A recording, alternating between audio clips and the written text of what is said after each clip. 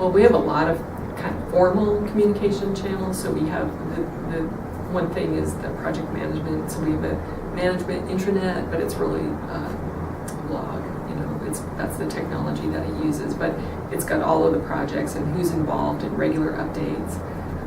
We have quarterly all-staff meetings. That's not exactly horizontal communication. That's definitely top-down. Usually I do them. We have a newsletter that's very helpful, and I have a blog.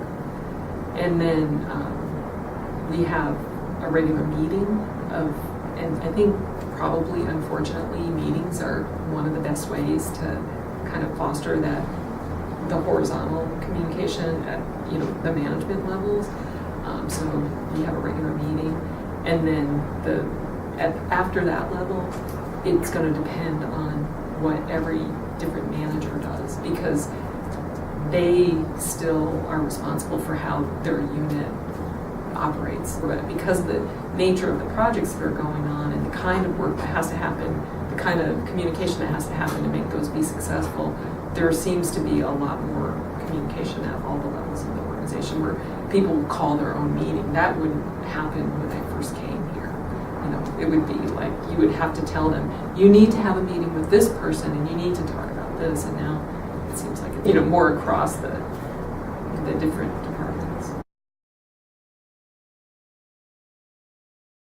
So typically we look at that project management site. We look at where everything is, if there's any kind of a holdup, what the holdup might be. So we kind of look at general progress that's going on in the library.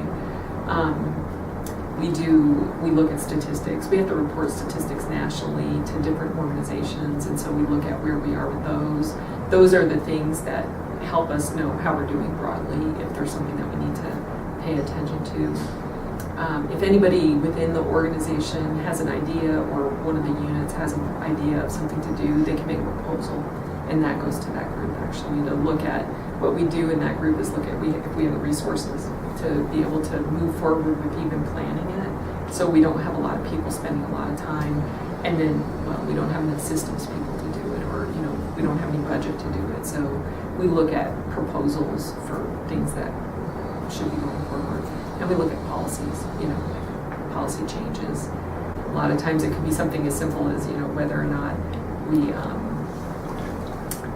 change like the loan period on something, like, should we allow people to check these out for 4 hours instead? Like, we just changed, I don't know if you recall, we changed it. So we used to let people have group study rooms for 4 hours, and then we changed it to 2. That was not popular, but it helped twice as many people be able to use the room. So it seems to be a very innovative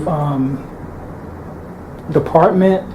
What are some of the things that you do to encourage that innovation, and where do you get your ideas from? For example, if employees bring ideas to you, is there some type of reward system for successful ideas, or how do you cultivate that innovation?